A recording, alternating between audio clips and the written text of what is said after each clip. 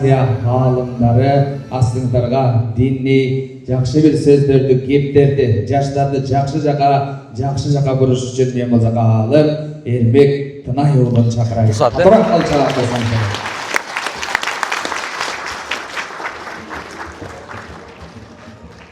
Assalamu alaikum. Maşallah.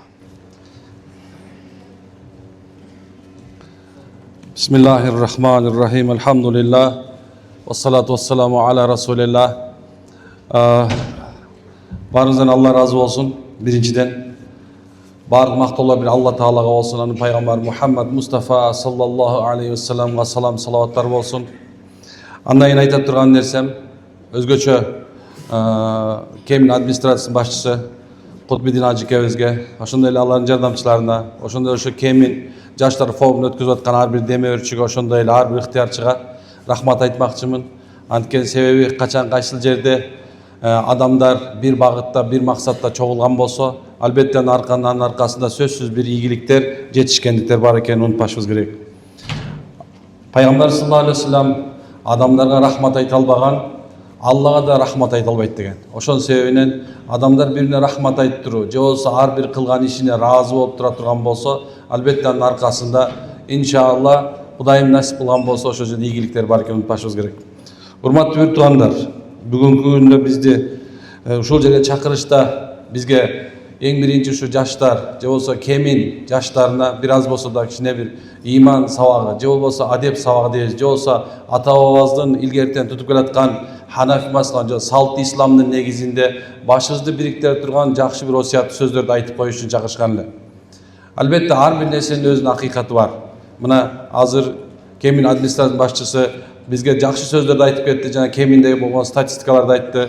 Демек мунун аркасында 12 миңден ашкан биздин жаш балдарыбыз бар экендиги, ошол эле мезгилде мунун аркасында 12 миң келечек тургандыгы жөнүндө кабар берилет.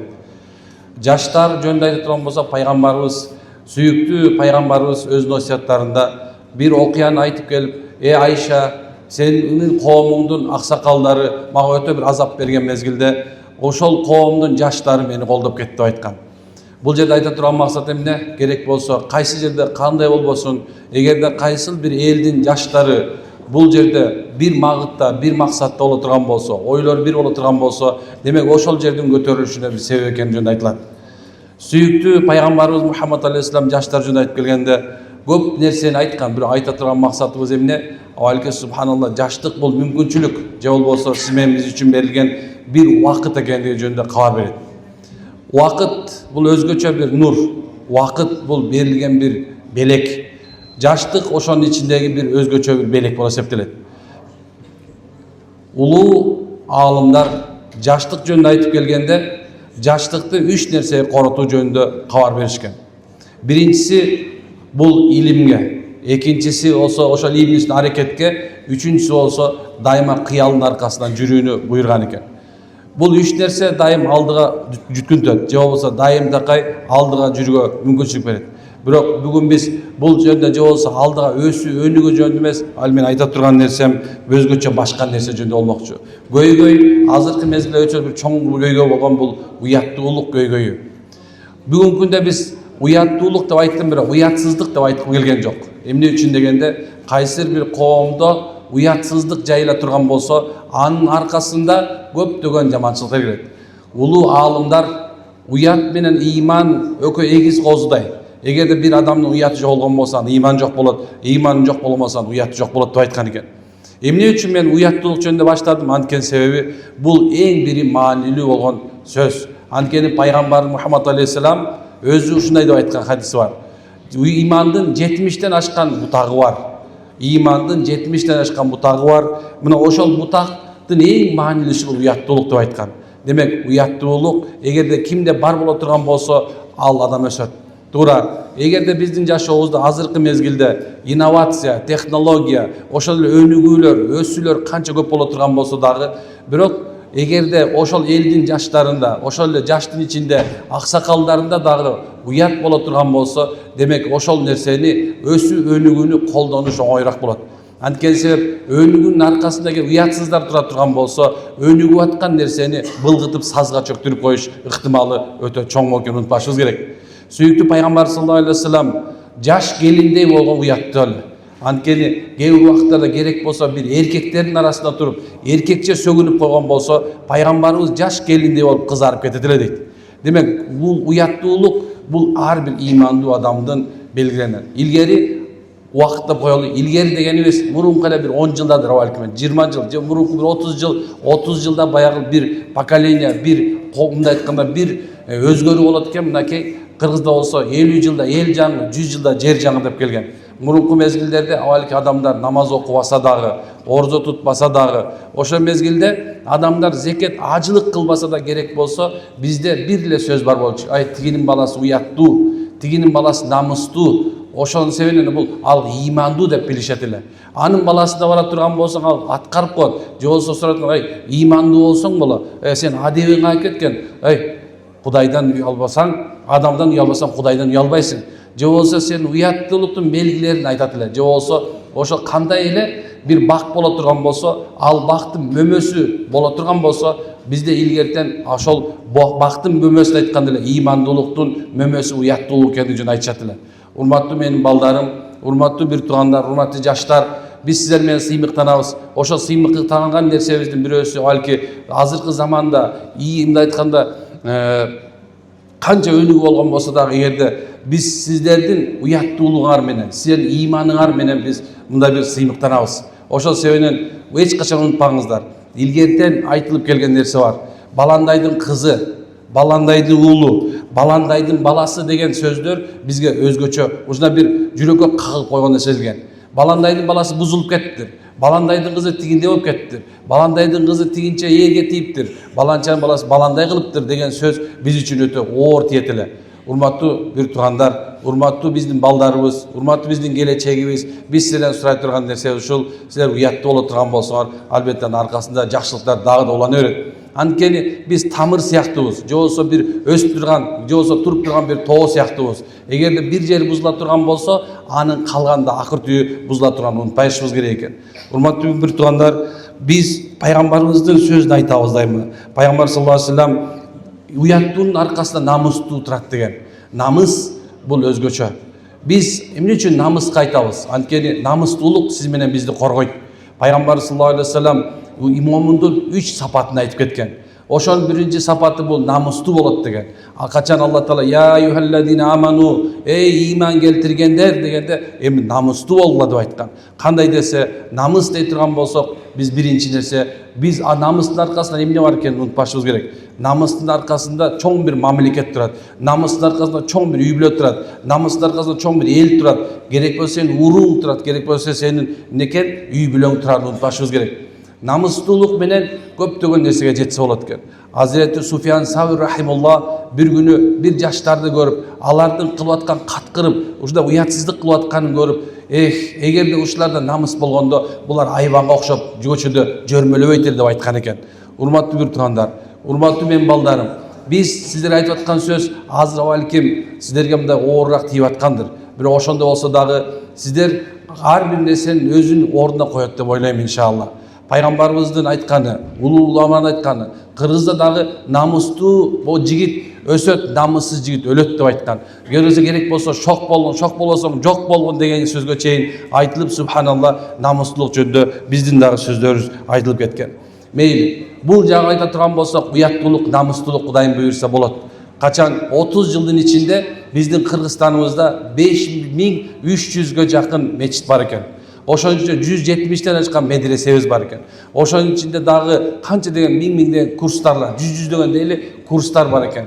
Имандык үйрөтүп турган канча деген онлайн курстар бар экен. Мунун баардыгы тең авалки кандай эле машина көбөйсө, көчөдө ошо столорду көбөйсө, кайсы жерден машина көбөйсө, ошол жерде дөңгөлөк которо турган жер көбөйдү. Май которо турган, жууй турган нерсе көбөйгөндөй эле, эгерде адамдардын сиз менен биздин талабыбыз канчалык боло турган болсо, ошончо мечит, ошончо медресе, ошончо онлайн курстар ачыла турган белгилүү нерсе.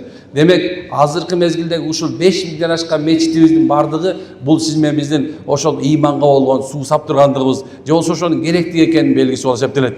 Урматтуу бир тууган, биз качан Кудайды унутканда башка нерсени унутуп өзүнө жок боло баштайт. Адамдар кыргызча айтканыбызда илгертен атабыз Кудайдан коркпосоң, Кудайдан уялбасаң, каалаганыңды кыла бер деп айткан. Демек, сиздин биздин коомубуз азыркы мезгилде ыймандуу коом деп айта алабыз иншалла. Эмне үчүн антип айтабыз? Анткени себеби мунун аркасында ушул эмелек айтып аткан статистикалык белгилер бар экен. Эми биз айтып атабыз, ислам эч качан өнүгүүгө же болбосо өсүүгө каршы эмес экенин айтабыз. Пайгамбарыбыз илгертен бизге 1,5 миң жыл мурун илим алуу ар бир мусулман эркекке жана мусулман аялга парз деген. Де болсо дагы бир нерсе айтышыбыз керек. Илим алуу ар бир эркекке дагы, ар бир аялга дагы парз. Парз дегенибиз бул эмнесе? Буйрук. Кудай Тааланын 18 ааламды жаратышын буйругу эң биринчи түшкөн сүрө Иqra бисми rabbikalladi халак. Окугула, үйрөнгүлө деген нерсе. Алымдар айтат, ошол мезгилде пайгамбар окуганды билбесе, пайгамбарды эчтеке окуган эмес, наама болгон болсо, адамдар жахил болгон болсо, эмне үчүн Алла Таала эң биринчи Кудайдан корккула, намаз окугула деп айтпастан Иqra окугун деп айткан себебин айтышат. Бул дегени адам табиятты карап, тегерекчетин карап, өсүп аткан, өнүп аткан нерсени карап, дайым такай алдыны көздөп үйрөнүүсү зарыл экенин айтат. Эгерде биз табиятты карап үйрөнө албасак, эгерде биз жаныбыздагы турганда өсүп аткан нерсени карап ошондон үлгү ала албасак, же болсо муну айткан дагы бир сөз тафаккур дейт. Тафаккур деген сиз менен бизге берген Кудай Таала берген көз менен тегерекчетти карап туруп көптөгөн нерсени үйрөнө албасак, анда сиз менен биз дагы деле алыс экенбиз. Улуу уламалардын бири ушундай айтып аткан. Эгерде бир адамдын кандай экенин, акылдуу акылсыз экенин билгиңер келсе, анда анын сүйлөп аткан сөзүнөн карагыла деген. Анткени оозунан чыгып аткан сөзү анда акыл деңгээлин билгизет деп айткан. Дагы бир жерде айтат, акылдуулар көп дейт, бирок хайвандар андан көп. Эмне үчүн десе, маалыматты топтоп алып, бирок субханалла кылган амалы да жок болушу мүмкүн экен. Демек, пайгамбарыбыз саллаллаху алейхи вассаламга Алла Таала жиберген эң биринчи аяты окугун дейт. Эй жаштар, тургула, окугула. Biz эгерде статистикалап турган болсок, азыркы мезгилде дүйнө жүзүндө эң көп китеп окуй турган мамлекеттердин ичине да кирбейт экенбиз. Биздин маалымат боюнча мисал карай турган болсок, 6 миллион же 8 миллион эл боло турган болсок, ошол биздин Кыргызстанда китеп окуган санын ала турган болсок, анда биз күнүнө бир айда кечирип коюңуздар, 1,5 бет эле окуйт экенбиз. 1,5 бет эле китеп окуйт экенбиз. Эгер базовый илимдерди ала турган болсок, математика, физика, химия, алгебра, же болбосо азыркы окуп аткан кандай бир мындай айтканда гуманитардык илимдерди ала турган болсок, мейли ошол эле мезгилде бизде Кыргызстанда канча университеттер, академиялар боло турган болсо дагы биздин бардыгы кошкондон кийин 1,5 бет эле китеп окуйт экенбиз. Сиздерге мен айта турган нерсем ушул: илимсиз эч качан мамлекетти көтөрүү мүмкүн эмес. Илимсиз эч качан көтөрүлүү мүмкүн эмес. Илимсиз эч качан ийгиликке жетиш мүмкүн эмес экенин айтабыз. Көпчүлүк убакытта адамдар дин десе бул мындай айтканда намаз окуу, орзо тутуу деген нерсе гана ойлоп калышкан. Бирок биздин чоң бир маселебиз ушул эки, бул 1,5 миң жылдан берки тарыхы бар ислам динибизде дүйнө жүзүнө белгиленген, атак даңкка жеткен 1,5 миллион аалым болгон. Алар 1,5 миллион аалым жөн эле бир эмес, намаз окуу, орзо тутуу жөнүндө эмес, балки ушул заманда керек болсо космосто учуп аткан, космосто жүргөн субханалла биздин спутниктердин кээ бир мындай бир деталдарын 1000 жыл мурун чыгарып койгондугу аз эске алышыбыз керек. Ошол эле мезгилде ар бир аз айтып аткан алгебрабыз, алжабра болушун, медицинабыздын авиценнанын чыгышы, бул субханалла, бул ата бабабыздын илимдүү болгондугун, ошондой эле дүйнөгө даңгыратып жол салам дизет. Эгерде бизде мынакей бир жума мурун Гапыр агай менен Мадамин менен отуруп ушундай бир мынакей азыркы уюштуруп аткан Эмир балабыз ошол жерде чоң кемгеде уюштурган, мына ошол жерде агайдын айтып отуруп бир нерсени эскеме алды. Бүгүн дейт, эскилерди эскерүү күнү, эскерүү күнү деди да. Эскилерди эскерүү күнү дегенде мындай бир таң бердик да. Анткени кайсы адамдар өзүнүн эскисин унутуп кала турган болсо, тарыхын унутуп кала турган болсо, ким болгондугун унутуп кала турган болсо, ал элдин жашоосу, келечеги жок деп айтат экен. Эмне үчүн десе, эскини билбестен, тарыхын билбестен, ошондо мурун ким экенин билбестен туруп азыр жаңыны курам дей турган болсо, ал сөзсүз адашып кетиши мүмкүн. Ошон үчүн биздин динибиз дагы, ата бабабыз илгертен азырбызда кыргызбыз дей турган болсо да, мамлекеттик түптөп мына ушул жаштар менен мамлекеттин көтөрүшүнө жардам берем десе, анда илим алыш шарт экен. Туура, кээ бирлери бар, азыркы мезгилде акчанын аркасынан куулап кеткен. Адамдар акча, дүнүйө, бийлик, мансап деген нерсени биринчи орунга койду. Бирок 30 жыл өтүп кетти. Биз эгемендүү болгонубузга 34 жыл болду. 34 жылдан бери биздин канча деген миң деген ушундай бир илимдүү билимдер балдарыбыздын баардыгы тең четке кетип атат. Азыркы мезгилде ушундай бир мындай айтканда мен кечирип коюңуздар, мындай көп адамдар мечтать этишип, көптөгөн адамдар ушундай бир баргысы келген Америка, баргысы келип аткан Европа, ошол эле чыгыш эмне азыркы мезгилде бүткүл жагынан карасак артта калып баратканын көрүп атабыз. Бирок бардык потенциал керек болсо мынакей потенциалдын бардыгы тең ушу Орто Азияга чогулгандыгы, биздин субханалла дагы да болсо келечегибиз бар экенин белгилеп кетет. Анткени себеп бизден чыккан кадрлар азыркы мезгилде ошол эле Американы, Европаны чыгышты көтөрүп атканын унутпашыбыз керек экен. Демек бизде дагы жаштарыбыз иншалла акыллы, парасаттуу болгон, илимге сугарылган иншалла жаштар болот деген үмүтүбүз бар. Урматтуу буртугандар, урматтуу биздин жигиттерибиз, балдарыбыз, кыздарыбыз, силердин колуңуздарда келечек. Биз дайыма айтабыз нерсени, келечек илимдүүлөр менен болот. Келечек телефон тиктегендер менен болбойт. Келечек акча дүйнө кубалагандар менен болбойт. Келечек илимдүүлөр менен болот. Керек болсо biz айтабыз. Эне бул медресе деп айтабыз. Медресе деген сөз бул мектеп. Эмне үчүн дегенибиз, анткени себеп эгерде биздин кыздарыбыз караңгы болбой турган болсо, илим билимдүү боло турган болсо, мейли Алла насип экен азыркы тынчтык заманда дүйнө кез окуй турган болсо дагы, эгерде бир баланы ошентип келип жакшы окуу менен, илим билим менен, мындай айткан теги менен, тезек кабы менен эки илимдүү бала үйлөнө турган болсо, илимдүү бала менен кыз үйлөнө турган болсо, демек келечекте иншалла бизде дагы Эйнштейндер, бизден дагы чоң болгон аалымдар чыгат деген ойдобуз иншалла. Урматтуу буртугандар, мага убакыт аз берилген себебинен кичине азыраак сүйлөш керек болуп атат. Бирок айтайын десем, эң негизги шуреке, биз эми кадырлашыбыз керек. Биз мамлекетибизди кадырлашыбыз керек. Билсеңиздер керек, биздин бияк жагыбызда эле 80 миллион халкы бар адамдардын мамлекети жок. Чыгышты карай турган болсок, Турция менен Сириянын ортосунда 55 миллион халкы бар адамдардын, субханалла, мен айтпай эле коеюн кайсы экен, өзүлөрүнүн мамлекети жок. Биздин жаныбызда держава турат, атомдук державасы менен биякта Кытай турат. Биягыбызда дагы канча чоң мамлекеттер турат, Казакстан, ар жагында соң Россия.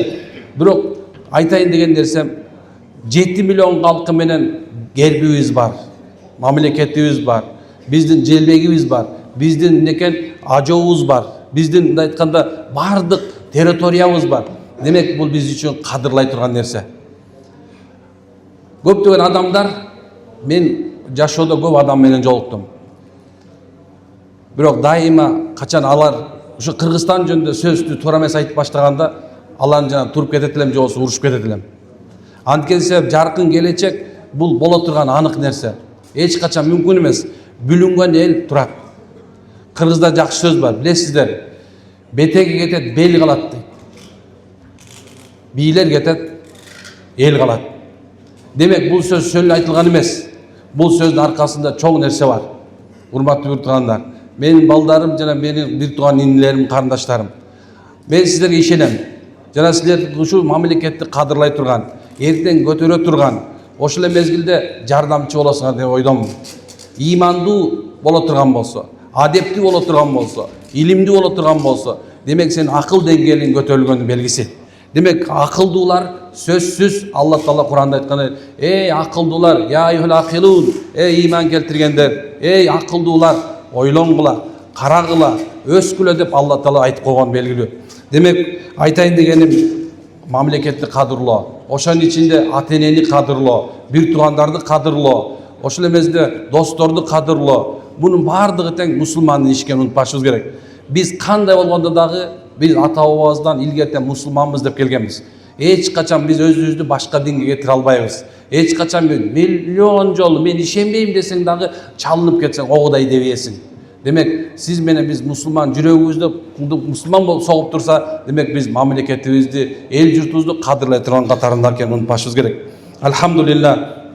Демек эң акыркы нерсе ошол, биз чөкпөшүбүз керек. Биз көтөрүлүшүбүз керек. Жана биз дайым такай, дайымда алдыда болго умтулушубуз керек. Умтулууну эч ким эч качан сиз менен бизден алып салган эмес. Умтулгула, аракет кылгыла. Умтулгула, аракет кылгыла, анткени биздин жашообуз өзү умтулууга буйрат. Азыркы мезгилде дүйнө жүзү искусственный интеллект деген неге баш ийип калды. искусственный интеллект деген көп нерсени сиз менен биз үчүн жасап атат. Бирок унутпашыбыз керек. Ар бир элдин, ар бир жердин, керек болсо мамлекеттин да ресурсу, эң чоң ресурсу адам болот. Демек, адамдар дайым такай бири менен баарлашуу, бири-бирине жак опыттуу мындай айткан тажрыйбасы менен бөлүшүү, бири-бирине жакшы тилектерде болуу сиз менен үчүн буйрулган нерсе. Умтулгула, өскүлө, эч качан артта калбагыла. Артта калуу чөгүү бир мусулмандын иши эмес. Жаштар болсун, аксакал болсун, биз Муннабихат деген китептен бир жакшы сөз айтабыз силерге. Муннабихат деген бул авалки ахиретке умтулта турган китеп. Бирок ошол жерде улуу бир Хазрет Аббас радиаллаху анху деген болгон ошону айткан сөзү бар. Ал мындай дейт: умтулбаган элдин келечеги жок. Бирок умтулгандарды дагы ооздуктап туруш керек дейт. Алдындар чечмелейди. Эмне үчүн андай кылыш керек десе, эгерде арасынан илимдүүлөр, билимдүүлөр умтулуп баратканды туура жолго салып турбаса, анда алар адашып кетет дейт. Демек, умтулушубуз керек. Бирок туура негизде, туура жол менен, ата бабабыздын жолубуз менен, каада салтыбыз менен, үрп адатыбыз менен бизге берилген убакытты субханалла туура пайдалануу менен.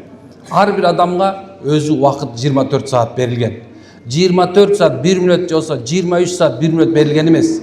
Ар бирине Алла Таала 24 саат берген. Демек ошо 24 саатты туура пайдаланышыбыз бизге абзел экен. Алхамдулилла. Демек, биз эми айта турган сөздүн чегине келип калдык. Өтө кыска убакыт болгон себебинен машалла бат-баттан сүйлөш керек болду. Айтайын деген урматтуу уртугандар, бүгүнкү форумубуздар кут болсун. Бүгүнкү кылып аткан иштериңиздер дагы да улана берсин. Биз спикер катары чакырылганда өтө сүйүндүк машалла. Анткени себеби сиз менен биздин ушул жашообуздагы болуп аткан иштин ичинде демек ыйманды, адепти, ахлакты, туура жолду көрсөтүү, кичине болсо дагы сөз айтууга мүмкүнчүлүк алуу дагы бул биз үчүн сыймык. Демек, ушул жерде отургандын баардыгы тең бүгүнкү күндөгү форумдан кийин тыянак чыгарып, жашоосуна иншалла туура жолду алат деген ойдомун. Ассаламу алейкум ва рахматуллахи ва баракатух.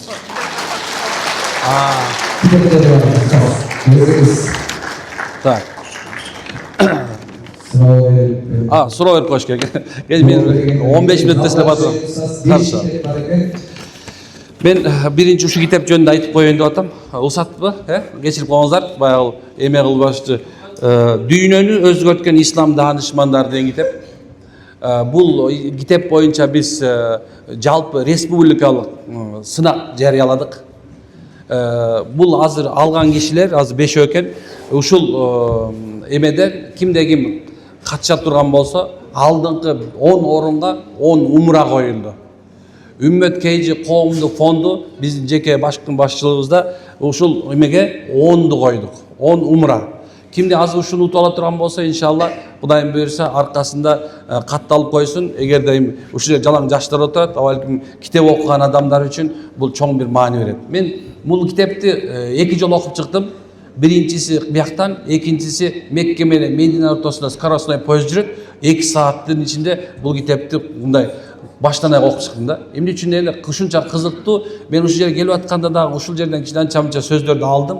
Анткени себеби мынакей дүйнөнү өзгөрткөн деп аткан эле мунун аркасында исламда чоң даанышмандуу илгерки биздин аалымдардын ушул жерде бир 30 дайы берилген.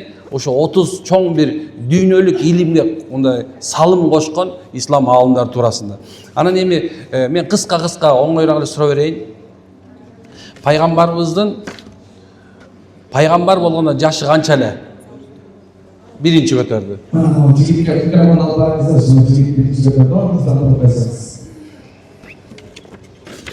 Пайгамбарыбыз саллаллаху алейхи ва саллям болгон кезде 40 жашында. Машалла, болду. Мына бирге берип коесуздар, машалла. Алла разы болсун. Андан кийинки экинчи сурообуз. Алла Таала эң биринчи сүрө түшүргөн сүрөнүн башында эмне деп айткан экен? Бир. Болду, бергиле. Үчүнчү сурообуз. Пайгамбарыбыз Айша энебизге эмне деп айттыр? Ошо сабакта бир аз айтып берди. Тет яптан. Бейлі жақта микрофон көтеріп отқан ағаларымызға. Сіздердің доруманда ақсақалдар бізге болғанда жастар бізді қолдаған. Болды, бергілі, машалла. Алла разы болсын. Андан кейін сен екі сұрау қалды. Біріншісі ушул суфи мен аз сабақта айтылған сөздерімді айтып берейін. Жауап беретінде умтулуу туурасында ислам эмне дейт экен? Умтулуу туурасында, аракет кылуу туурасында эмне деген экен?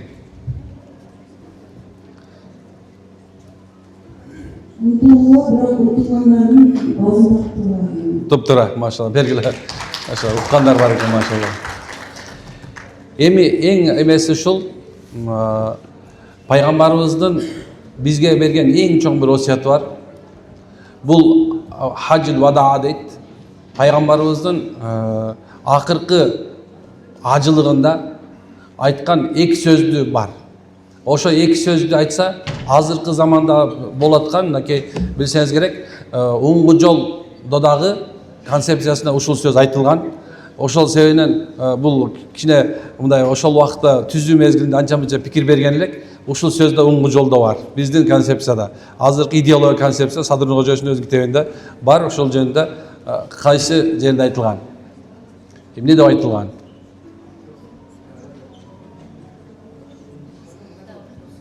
Хаджил вадада пайгамбарыбыз 3 сөз айткан. Негизиндечи, мен ошону экөөнү эле сурап атам. Акыркы ажылыгында пайгамбар эмне деген? Акыркы кутбасында.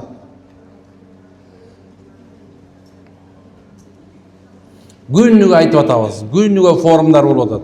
Күнүгө өтүп атат. Кана милицияларды өткөздү, акимиятты өткөздү, соцфонд өткөздү, баарды өткөздү. Кана Хаджил вада. Кана айтсаң кана эже турат деген Азиреттин жанында, менин операттын жанында.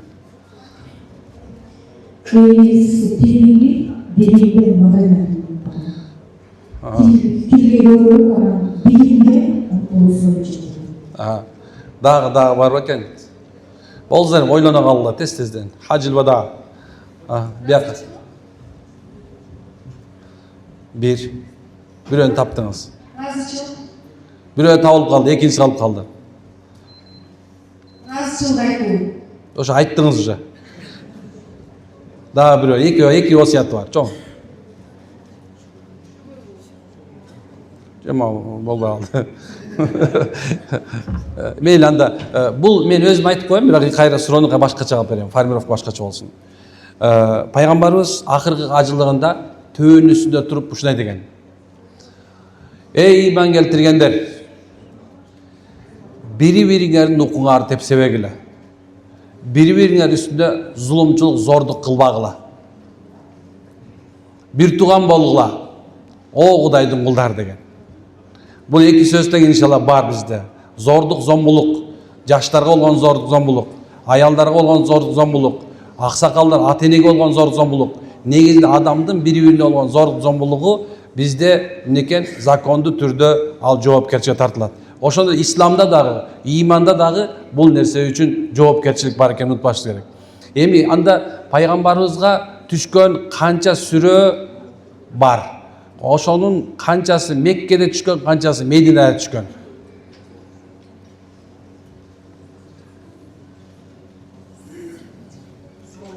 Оор болуп кетти. Сен билесиң оор экен. Мен канча сүрө түшкөн, мен кыскарталы. Мен бул сакалчан балага бер, эми сакал жок балага бер. Калпакчан деп айтайын деген. Канча? 114 сүрө, машалла. Алла разы болсун.